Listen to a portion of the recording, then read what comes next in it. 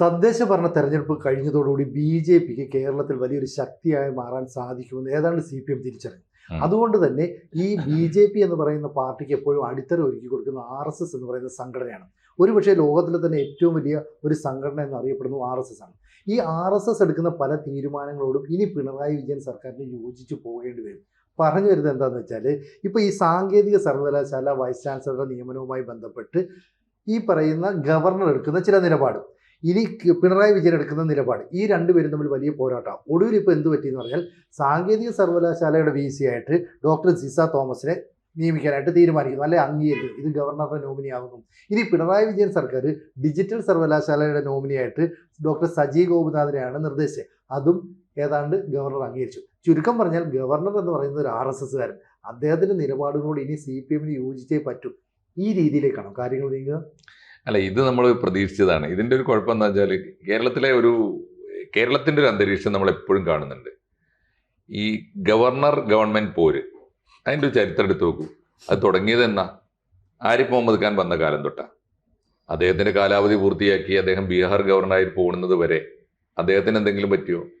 ഒന്നും പറ്റിയില്ല. എന്നാൽ അദ്ദേഹം പറഞ്ഞ ഏതെങ്കിലും കാര്യങ്ങളിൽ ഇവിടെ കൃത്യമായ തീരുമാനം ഉണ്ടായോ? അതും ഉണ്ടായില്ല. ആകെ ഉണ്ടായത് അദ്ദേഹത്തിന്റെ ചെലവിൽ ഈ ഇപ്പോ ചില യൂണിവേഴ്സിറ്റി സിൻഡിക്കേറ്റുകളിലേക്ക് സെനറ്റിലേക്കൊക്കെ ചില നോമിനികൾ വന്നു. അപ്പൊ കുറച്ച് BJP നോമിനികൾക്കും കയറിക്കൂടാൻ പറ്റി എന്നുള്ളത് ഒഴിച്ചാൽ അന്തിമമായി എന്തായിരുന്നു ആ കലഹത്തിന്റെ അടിത്തറ? എന്ത് പ്രയോജനം ഉണ്ടായത്? എവിടെയെങ്കിലും എത്തിയോ? അതെന്താ കാര്യം എന്ന് വെച്ചാൽ, ഇത് ഒരു നാടകം പോലെ ഇങ്ങനെ നടന്നുകൊണ്ടിരുന്നു. ആ നാടകത്തെ നിർണായകമായ ഘട്ടത്തിൽ അത് ഇപ്പൊ പൊട്ടും എന്ന് നമ്മൾ വിചാരിച്ചുകൊണ്ടിരിക്കുമ്പോൾ എവിടുന്നെങ്കിലും ഒരു ഗ്ലാസ് വെള്ളം എടുത്തിട്ട് പടക്കത്തിന് ഒഴിക്കും. അത് മുകളിൽ നിന്നായിരിക്കും വരിക. അത് നമ്മൾ അറിയില്ല എപ്പോഴാണ് ഒരു ഫോൺ കോൾ കൊണ്ട് ഇതൊക്കെ തീരുന്നത്. നമ്മൾ വിചാരിക്കും ഒന്നുകിൽ ഇപ്പോൾ റിപ്പോർട്ട് കൊടുത്തിട്ട് മന്ത്രിസഭയെ പിരിച്ചുവിടും, അല്ലെങ്കിൽ മന്ത്രിസഭയുടെ നിർദ്ദേശം പിണറായി വിജയൻ നേരെ ഡൽഹിയിൽ പോയിട്ട് ഇപ്പോൾ ഗവർണറെ തിരിച്ചു വിളിക്കും. വെറുതെയാണ്. ആ കണക്ക് ഒത്തുതീർപ്പ് ഇപ്പോൾ ഉള്ള അതാണ് ഇതിന്റെ സ്ഥിതി. ഇതല്ലെങ്കിലും തീരുമായിരുന്നു എന്ന് എൻ്റെ അഭിപ്രായം. എവിടെയെങ്കിലും വെച്ച് തീരും. ഗവർണറോട് സൂക്ഷിച്ചു കളിച്ചോളണം എന്ന് അവിടുന്ന് ഒരു വിളി വന്നാൽ മതിയല്ലോ. വളരെ കൃത്യമാണ്. പിണറായി വിജയന്റെ ഭരണത്തിന് സ്മൂത്തായിട്ട് മുന്നോട്ട് പോകാനുള്ള എല്ലാ സൗകര്യങ്ങളും കേന്ദ്ര ഗവൺമെന്റ് ഒരുക്കി കൊടുക്കുന്നുണ്ട്. ക്ലിയർ അല്ലേ അത്? അതുകൊണ്ട് ഇതൊന്നും ഇപ്പോൾ ഗവർണർ മുഖ്യമന്ത്രി പോരെന്നൊന്നും പറയുന്നില്ല, അർത്ഥമില്ല. മനുഷ്യന് പൊറാട്ട് കളിച്ചിട്ട് പറ്റിക്കുക എന്നുള്ളതല്ല ഒരു അർത്ഥമില്ല. ഇപ്പൊ വന്നിരിക്കുന്ന അപകടം എന്താണെന്നറിയോ? ഇത് സുപ്രീം കോടതിക്ക് വിട്ടാലും ഇതേ ഫലം വരും, അല്ലെങ്കിൽ മുഴുവനും പോകും. അതായത് സർക്കാരിന്റെ ഒരു താല്പര്യം സംരക്ഷിക്കാൻ ഒന്നും പറ്റില്ല. സുപ്രീം കോടതിയെ വേണമെങ്കിൽ നേരിട്ട് കേന്ദ്ര ഗവൺമെന്റിന് ഇന്നയാളെ നിയമിച്ചേക്കൂ എന്ന് പറയാവുന്നേ ഉള്ളൂ. കാരണം സുപ്രീം കോടതി ചെയ്യുന്നത് നമുക്ക് അത്ര അതിന്റെ മുഴുവൻ സാങ്കേതിക പ്രശ്നങ്ങളും പഠിക്കാൻ പോകില്ലല്ലോ. ആ ലിസ്റ്റിൽ നിന്ന് അതിന്റെ നിയമപരമായ എന്തെങ്കിലും ബുദ്ധിമുട്ടുകളുണ്ടോ എന്ന് മാത്രം നോക്കിയിട്ട് അങ്ങനെ വന്നാൽ രണ്ടും പോകും. അപ്പം ഈ സർക്കാർ വലിയ തിരിച്ചടി 50-50 എങ്കിലും ആവട്ടെ. കേന്ദ്രവും കേരളവും തമ്മിലുള്ള ഈ കളിയിൽ അതുപോലും എനിക്ക് തോന്നുന്നു ഇത് സുപ്രീം കോടതിയിൽ എത്തിയതുകൊണ്ടാ, കോടതി പോയതുകൊണ്ടാ. കോടതി പോയില്ലായിരുന്നെങ്കിൽ രണ്ടും കിട്ടും പിണറായിക്ക്. കാരണം എന്താ വെച്ചാൽ അത് അവിടെ അന്തിമമായി അവിടുന്ന് പിണറായിക്ക് അനുകൂലമായ തീരുമാനം വരെ ഇതുവരെ ഏത് കേസിലാണ് അങ്ങനെ വരാത്തത്? അതെ. അപ്പോ ഇതിലിപ്പോ സംഭവിച്ചിരിക്കുന്നത് സുപ്രീം കോടതി ഇടപെട്ടത് കൊണ്ട് ഗവർണറുടെ ഭാഗത്ത് നിന്ന് ഗവർണറുടെ കൂടെ ഉറച്ചു നിന്ന സിസ തോമസിന് പോസ്റ്റ് സേഫായി കിട്ടി. 3 വർഷമാണ് സിസ തോമസും സർക്കാരും തമ്മിൽ പോരാട്ടം നടത്തുന്നത്. അതിൽ നാണക്കേടാണ് കേട്ടോ. നാണക്കേട് ആർക്കറിയുന്നത്? ശരിക്കും ഗവൺമെന്റിനല്ല. ഈ ന്യായീകരണ തൊഴിലാളികളായിട്ട് സകല യൂണിവേഴ്സിറ്റികൾ, കേരളത്തിലെ സകല യൂണിവേഴ്സിറ്റികളിലും ഭരണം നടത്തുന്ന ആരാ? അവിടുത്തെ ഇടതുപക്ഷ CPM യൂണിയനാ. ട്രേഡ് യൂണിയനിസമാണ് കേരളത്തിലെ യൂണിവേഴ്സിറ്റികളെ നശിപ്പിച്ചത്. അതെല്ലാവർക്കും അറിയാം. കാലിക്കറ്റ് യൂണിവേഴ്സിറ്റി ഇപ്പൊ എനിക്ക് നേരിട്ട് എൻ്റെ വീടിൻ്റെ അടുത്ത്. അപ്പൊ അവിടുത്തെ എല്ലാ VCമാരും പറഞ്ഞാണ്, എല്ലാ VCമാരും, KN Kurup sir, Abdussalam sir, അവിടെ VC ആയി വന്ന എല്ലാവരും പറഞ്ഞിട്ടുള്ളതാണ്, അവിടെ തകർക്കുന്നത് അവിടുത്തെ ഈ ട്രേഡ് യൂണിയനിസാണ്. അവർക്കാണല്ലോ എതിര്. സിസ തോമസ് ഭരിച്ച ആർക്കാ ബുദ്ധിമുട്ട്? ഇവർക്ക് കണ്ടുകൂടാ. അവിടുത്തെ ട്രേഡ് യൂണിയനുകൾ തീരുമാനിക്കും. അവരാണ് അവിടുത്തെ സൂപ്പർ VC. അപ്പൊ ഇപ്പൊ നാണക്കേട് ആർക്കാ? അപ്പൊ എന്താ വെച്ചാൽ അതിന് ചെയ്തൊരു പണി കണ്ടോ? അതും വളരെ രമ്യമായിട്ട് ഇവർ തീർത്തു. സിസ തോമസിനെ ഡിജിറ്റലിലാണ് ആയിരുന്നല്ലോ, ഡിജിറ്റലിലെ പ്രൊഫസറുമാണ്. അപ്പൊ അവിടെ നിന്ന് ഇങ്ങോട്ട് മാറി. ഇത് തമ്മിലാണ് തർക്കം. ടെക്നിക്കൽ യൂണിവേഴ്സിറ്റിയും ഡിജിറ്റൽ യൂണിവേഴ്സിറ്റിയും തമ്മിലാണ് തർക്കം. അവരെ ഒന്ന് വെച്ച് മാറി. സിസ തോമസിന് അവിടെ സ്മൂത്തായിട്ട് ജോലി ചെയ്യാൻ ബുദ്ധിമുട്ടുണ്ടാവുമോ എന്ന് മനസ്സിലാക്കിയിട്ട് ഇനി അങ്ങനെ ബുദ്ധിമുട്ടുണ്ടാക്കണ്ട. മാത്രമല്ല സിസ തോമസിനെ അവിടെ തന്നെ സ്വീകരിക്കാൻ അവിടുത്തെ യൂണിയൻകാർക്കും സഖാക്കൾക്കും ബുദ്ധിമുട്ടുണ്ടാവും. അപ്പൊ അവരെ അങ്ങോട്ട് മാറ്റിയിട്ടു. എന്നാൽ അവിടെ ഈ സഖാക്കളും ഈ യൂണിയനും ഒക്കെ തന്നെയല്ലേ ഉള്ളത്. അതെ. അപ്പൊ ആലോചിച്ച് നോക്ക്, ഇപ്പൊ എന്താ ചെയ്തത് വെച്ചാല് സിസ തോമസിനെ എടുത്തിട്ട് ടെക്നിക്കൽ യൂണിവേഴ്സിറ്റിയിൽ ഇട്ടു, സജി ഗോപിനാഥിനെ എടുത്തിട്ട് ഡിജിറ്റലിൽ ഇട്ടു. അതപ്പൊ ഉണ്ടായത്. ഇതില് അത്ഭുതകരമായിട്ടൊന്നും എനിക്ക് തോന്നുന്നില്ല. ഇപ്പൊ ആകെ വന്നിട്ടുള്ളത് ഇതിൽ ഈ ഗവർണർമാര് സത്യത്തിൽ ഇതില് കുറച്ചുകൂടി കേരളത്തിൽ പിണറായി വിജയൻ ഭരിക്കുമ്പോൾ ഉള്ള അന്തർധാര മനസ്സിലാക്കാതെ പോകുന്ന ആദ്യത്തെ സാധുക്കൾ എന്റെ ഒരു അഭിപ്രായത്തില് ഈ ഗവർണർമാരാ. പാവങ്ങളാ. ഈ ആരിഫ് മുഹമ്മദ് ഖാൻ നേരെ പോവാണല്ലോ. അദ്ദേഹം കളിച്ച കളികളൊക്കെ കണ്ടില്ലേ? അന്തിമമായി എന്തുണ്ടായി? എന്തൊക്കെ നാടകങ്ങളല്ല. അദ്ദേഹം വളരെ ധീരമായി നടത്തിയ പോരാട്ടം തന്നെയാണ്. പക്ഷെ അന്തിമമായി ഇത് സംഭവിക്കാൻ പോകുന്ന എന്താന്ന് ആ സാധുവിന് മനസ്സിലായിട്ടില്ല. ഇപ്പൊ ഇദ്ദേഹത്തിന് എന്താ ആർലേക്കർ അദ്ദേഹം കുറച്ചുകൂടി ആശയപരമായ തലത്തിലൊക്കെ നിൽക്കുന്ന മനുഷ്യനാണ്. സൗമ്യമായിട്ട് സംഭവിച്ചെന്ന് വെച്ചാൽ ഇപ്പം ആരിഫ് മുഹമ്മദ് ഖാൻ എന്ന് പറയാൻ പിന്നീട് BJP-യിലേക്ക് വന്ന ഒരു വ്യക്തിയാണ്. പക്ഷേ ഈ വിശ്വനാഥ് ആർലേക്കർ എന്ന് പറയുമ്പോൾ സ്വാഭാവികമായിട്ടും RSS-ലൂടെ വളർന്ന് വലുതായി വന്ന ഒരാളാണ്. അപ്പോൾ ഇദ്ദേഹത്തിന്റെ ആ നിലപാടുകൾ, ആശയങ്ങൾ എപ്പോഴും തന്നെ RSS-നോട് യോജിച്ച് നിൽക്കുന്ന, അതാണ് എല്ലായ്പ്പോഴും CPM-നെ അലോസരപ്പെടുത്തിയത്. അപ്പോൾ ആരിഫ് മുഹമ്മദ് ഖാന്റെ അടുത്ത് കളിച്ചതുപോലെയുള്ള കളി ഇവിടെ കളിക്കാൻ പറ്റില്ല. പകരം വേറെ രീതിയിലുള്ള ഒരു നീക്കം നടത്തണം. ആ രീതിയിൽ സൗമ്യമായ സംഘർഷമാണ് ഈ ആർലേക്കർ നടത്തിയത്. ഇവിടെ ഭാരതാംബയുടെ ചിത്രം വെച്ച ആ കാലം മുതൽ, ആ സമയം മുതൽ നമ്മൾ ഓരോന്നും ഘട്ടം നോക്കും. പക്ഷെ വലിയ പിണക്കത്തിലേക്ക് പോകാതിരിക്കാൻ പിണറായി വിജയൻ വളരെ ശ്രദ്ധാപൂർവമായിട്ട് കരുക്കൾ നീക്കി. അതൊരു തിരിച്ചടിയാകുമെന്ന് കണ്ടു. ഇപ്പോൾ തദ്ദേശ തെരഞ്ഞെടുപ്പിൽ BJP എന്ന് പറയുന്ന രാഷ്ട്രീയ പാർട്ടിയുടെ വളർച്ച കൂടി കണ്ടപ്പോൾ ഇത് അപകടം മണക്കുന്നു എന്ന് CPM തിരിച്ചറിഞ്ഞു. മാത്രമല്ല സുപ്രീം കോടതിയുടെ ഒരു നിലപാട് കൂടി വന്നു കഴിഞ്ഞാൽ ഇതാ കേന്ദ്ര സർക്കാരിന് അനുകൂലമായ നിലപാട് എന്നുള്ള രീതിയിലേക്ക് അത് വ്യാഖ്യാനിക്കപ്പെടുകയും ചെയ്യും. അതുകൊണ്ട് ഒരു സമന്വയത്തിലെത്താം, ഒരു വിട്ടുവീഴ്ചയ്ക്ക് തയ്യാറാകാമെന്ന്, ഒരു കീഴടങ്ങലിന്റെ വക്കിലേക്ക് CPM നീങ്ങുകയല്ല. പിണറായി വിജയൻ എനിക്ക് തോന്നുന്നു CPM എപ്പോഴെങ്കിലും നിങ്ങൾ കേട്ടിട്ടുണ്ടോ നരേന്ദ്രമോദിക്കെതിരെ ഒരു സ്റ്റേറ്റ്മെന്റ് പിണറായി വിജയൻ നടത്തിയത്? ഇന്ന് വരെ പറഞ്ഞിട്ടില്ല. അതാണ് പിണറായി വിജയൻ അറിയാം ഇത് എന്ത് പറയണം എന്ത് പറയാതിരിക്കണം. ഏതെങ്കിലും സഖാക്കളുടെ മീറ്റിങ്ങിലൊക്കെ കയറിയിട്ട് BJP എന്ന് പറയുന്നല്ലാതെ ലോക്കൽ സെക്രട്ടറിക്കും ഏരിയ സെക്രട്ടറിക്കും പ്രസംഗിക്കാം. അത്ര തന്നെ ഉള്ളൂ. അതിനപ്പുറത്തുള്ള നീക്കമൊന്നുമില്ല. അപ്പൊ ഇത് വളരെ സിമ്പിളാണ് കാര്യം. പിണറായി വിജയൻ ഇത് ഞാൻ പറഞ്ഞെന്താ വെച്ചാൽ ഇതിൽ ആർലേക്കർ ആയാലും നമ്മുടെ ആരിഫ് മുഹമ്മദ് ഖാൻ ആയാലും മനസ്സിലാക്കാൻ വൈകിപ്പോയത്, ഇവർ വിചാരിക്കുന്നത് എന്താ, അവിടുന്ന് കേന്ദ്രത്തിൽ നിന്ന് ഇങ്ങോട്ട് വരുമ്പോ, ഗവർണറായിട്ട് വരുമ്പോ കേന്ദ്രത്തിനെതിരായി വലിയ ഹാലടക്കം നടത്തുന്ന ഒരു പാർട്ടിയും മുന്നണിയാണല്ലോ ഇവിടെ ഭരിക്കുന്നത്. അപ്പൊ അവരെ അങ്ങോട്ട് നിലക്ക് നിർത്തിക്കളയാം, കേന്ദ്രത്തിന്റെ പിന്തുണ ഉണ്ടാവുന്ന. ഇവർക്ക് ശമ്പളം കൊടുത്ത് ഇങ്ങോട്ട് അയക്കും എന്നല്ലാതെ ബാക്കി കാര്യങ്ങൾ നയിക്കുന്നത് അന്തർധാരയാണ്. അതിനൊക്കെ അവിടെ ആൾക്കാരുണ്ട് വേറെ. അപ്പൊ അത് മനസ്സിലാക്കാതെ പോയതാണ് പ്രശ്നം. ഏതായാലും ഇപ്പൊ തീർന്നൊക്കെ കണ്ടില്ലേ? ഇപ്പൊ ആലോചിച്ച് നോക്കൂ, PM ശ്രീ പദ്ധതി എന്തായി? തീർന്നില്ലേ? പ്രശ്നമൊന്നുമില്ലല്ലോ. ആർക്കാ നമ്മൾ എന്തൊക്കെ കോലാഹലമാണ് ഉണ്ടാക്കിയത് ആയിരുന്നു. ശിവൻകുട്ടി അണ്ണൻ പെട്ടുപോയി എന്നല്ലാതെ എന്തുണ്ടായത്? ശിവൻകുട്ടി അണ്ണനൊക്കെ CPI-ക്കാർ ചീത്ത പറഞ്ഞു, CPI-ക്കാരെ കുറച്ച് തിരിച്ചും ചീത്ത പറഞ്ഞു എന്നുള്ളതല്ലാതെ ഇപ്പൊ രണ്ടു കൂട്ടരും ഏതാണ്ട് മുങ്ങിയ മട്ടാണല്ലോ. സംഗതി അതിന്റെ സ്മൂത്ത് ആയിട്ട് പോകണം. ഇന്നലെ ഏറ്റവും ലേറ്റസ്റ്റ് സംഭവം കണ്ടില്ലേ? ചലച്ചിത്രോത്സവത്തില് സാങ്കേതിക സത്യത്തിൽ അതിലൊരു കാര്യമില്ല. ഇവര് ഈ ക്ലിയറൻസിന് കൊടുക്കാൻ വൈകിയതോ അത് സാങ്കേതികമായ ബുദ്ധിമുട്ട് മാത്രമാണ്. അപ്പൊ അതിന്റെ പേരിൽ ഇപ്പോ ആ സിനിമ കാണിച്ചു എന്നുള്ളത് കൊണ്ട് കേന്ദ്രം വാളെടുത്ത് വരുമൊന്നുമില്ല. അവരെ ബാധിക്കുന്ന കാര്യമല്ല അത്. പിന്നെ ഈ ഉദ്യോഗസ്ഥന്മാരുണ്ടല്ലോ, ഇത് കാണുമ്പോൾ എന്തോ പ്രകോപനപരമാണോ, ഇന്ത്യ ഗവൺമെന്റിനെതിരാണോ എന്നൊക്കെ തോന്നുന്ന, പ്രത്യക്ഷത്തിൽ തോന്നുന്ന കാര്യങ്ങൾ ഹോൾഡ് ചെയ്തു. അതൊന്ന് ക്ലിയർ ചെയ്യാനുള്ള സമയം എടുത്തു എന്നേ ഉള്ളൂ. പക്ഷേ ആ നേരം കൊണ്ട് ഇവിടെ പിണറായി വിജയൻ കേന്ദ്രത്തിനെതിരെ എന്നല്ല പറയുന്നത്. ഇപ്പോൾ സത്യത്തിൽ ആ പറയുന്നതിൽ ഒരു കേന്ദ്രവിരുദ്ധ വികാരമൊക്കെ ഉണ്ടാക്കിയെടുക്കാൻ പറ്റും. എന്നാൽ അന്തിമമായിട്ട് അത് പരിഹരിക്കപ്പെടുകയും കേന്ദ്രം മിണ്ടിയില്ലല്ലോ, അനങ്ങിയില്ല, ഒന്നും ഉണ്ടായിട്ടല്ല അതിനകത്ത്. ഇതിപ്പോ എപ്പോഴും നടക്കുന്നതാണ്. ഇതിപ്പോ കൽക്കത്തയിൽ ഫെസ്റ്റിവൽ നടക്കുമ്പോൾ ഇതുണ്ട്, ഗോവ ഫെസ്റ്റിവലിന് ഇതുണ്ട്, വരാറുണ്ട്. അതിപ്പോ അനുമതി ഇല്ലെങ്കിലും പിന്നീട് അനുമതി വാങ്ങിയാലും മതി.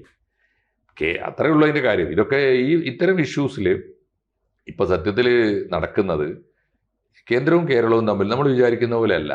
ഒരു പക്ഷേ BJP ഭരിക്കുന്ന സംസ്ഥാനങ്ങളെക്കാൾ നല്ല ടേംസിൽ കേന്ദ്രവുമായി ഒത്തുപോകുന്ന ഒരു സർക്കാരാണ് കേരള ഗവൺമെന്റ്. എവിടെ സംഘർഷമുള്ളത്? ഏത് കാര്യത്തിലാണ് സംഘർഷമുള്ളത്? വികസനത്തിന് ഫണ്ട് കിട്ടിയില്ല എന്ന് പറയാന്നല്ലാതെ ഒരു കാര്യം ആരെയാണ് കണ്ണടച്ചിരുട്ടാക്കുന്നത്?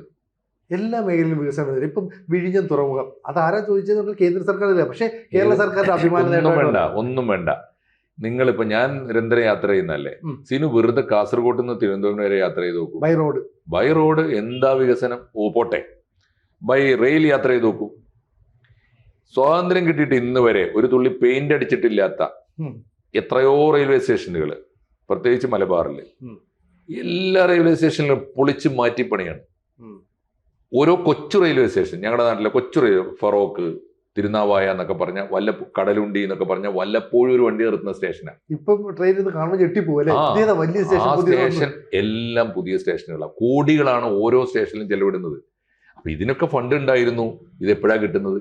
കേരളത്തിൽ നിന്ന് റെയിൽവേ മന്ത്രിമാരുണ്ടായിരുന്നു, അപ്പോഴൊന്നും കിട്ടിയിട്ടില്ല. അതെ.